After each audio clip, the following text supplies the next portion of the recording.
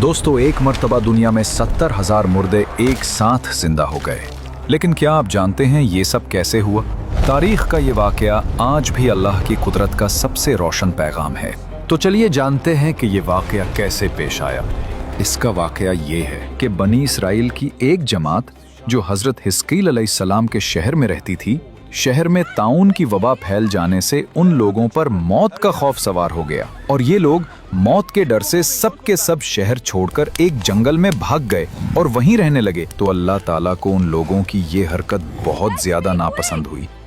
चुनांचे अल्लाह ताला ने एक अजाब के फरिश्ता को उस जंगल में भेज दिया, जिसने एक पहाड़ की आड़ में छुपकर और चीख मारकर बुलंद आवाज से ये कह दिया कि मूतवा, यानी तुम सब मर जाओ।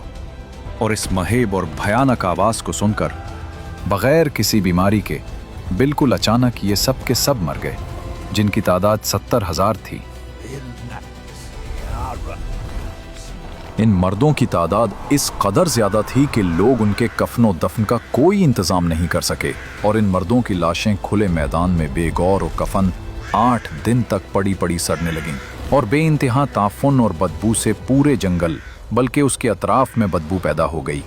कुछ लोगों ने उनकी लाशों पर रहम खाकर चारों तरफ से दीवार उठा दी ताकि ये लाशें दरिंदों से महफूज रहीं। कुछ दिनों के बाद हजरत हिस्कील अलैहिस्सलाम का उस जंगल में उन लाशों के पास गुजर हुआ तो अपनी कौम के 70,000 इंसानों की उस मौत नगाहानी और बेगोरो कफन लाशों की फरावानी देखकर रंजो गम से उनका दिल भर गया।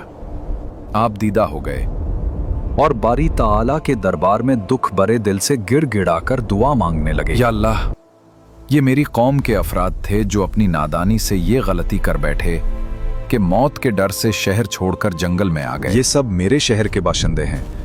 इन लोगों से मुझे प्यार था और ये लोग मेरे दुख सिक के शरीक थे। अफसोस कि मेरी कौम हलाक हो गई और मैं बिल्कुल अकेला रह गया और तेरी किबरियाई का खुतबा पढ़ती थी। आप बड़े सोच दिल के साथ दुआ में मशगूल थे कि अचानक आप पर यह वही उतर पड़ी कि ए हिस्कील, आप इन बिखरी हुई हड्डियों से फरमा दीजिए कि ए हड्डियों, बेशक अल्लाह ताला तुमको हुक्म फरमाता है कि तुम इकट्ठा हो जाओ। ये सुनकर बिखरी हुई हड्डियों में हरकत पैदा हुई और हर आदमी की हड्डियां जमा होकर हड्डियों के ढांचे बन गए। फिर ये वही आई कि ए हिस्कील, आप फरमा दीजिए कि ए हड्डियों, तुमको अल्लाह का ये हुक्म है कि तुम गोश्त पहन लो। कलाम सुनते ही फौरन हड्डियों के ढांचों पर गोश्त पोस्ट चढ़ गए। फिर तीसरी बार ये वही नाजिल हुई, ए हिस्कील, अब ये कह दो कि ए मुर्दो, खुदा के हुक्म से तुम सब उठकर खड़े हो जाओ। चुनांचे आपने ये फरमा दिया तो आपकी जबान से ये जुमला निकलते ही 70,000 लाशें दमजदन में नागहां ये पढ़ते हुए खड़ी हो गईं कि सुब्हानक अल्लाहुम्मा व बिहम्दिका ला इलाहा इल्ला अंत। फिर ये सब लोग जंगल से रवाना होकर अपने शहर में आकर दोबारा आबाद हो गए और अपनी उम्रों की मुद्दत भर जिंदा रहे। लेकिन उन लोगों पर इस मौत का इतना निशान बाकी रह गया कि उनकी औलाद के जिस्मों से सड़ी हुई लाश की बदबू बराबर आती रही और ये लोग जो कपड़ा भी पहनते थे वो कफन की सूरत में हो जाता था और कब्र में जिस तरह कफन मेला हो जाता था ऐसा ही मेलापन उनके कपड़ों पर नमूदार हो जाता था। चुनांचे ये असरात आज तक इन यहूदियों में पाए जाते हैं जो उन लोगों की नस्ल से बाकी रह गए हैं। ये वाकया कुरान मजीद की सूरह बकरा में मौजूद है। प्यारे दोस्तों, आदमी मौत के डर से भागकर अपनी जान नहीं बचा सकता, लिहाजा मौत से भागना बिल्कुल ही बेकार है। अल्लाह ताला ने जो मौत मुकद्दर फरमा दी है वो अपने वक्त पर जरूर आएगी। ना एक सेकंड अपने वक्त से पहले आ सकती है, ना एक सेकंड बाद आएगी।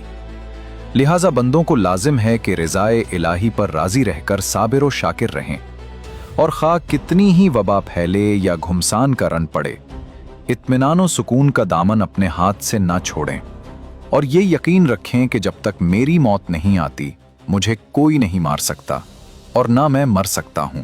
और जब मेरी मौत आ जाएगी तो मैं कुछ भी करूं, कहीं भी चला जाऊं, भाग जाऊं या डट कर खड़ा रहूं, मैं किसी हाल में बच नहीं सकता।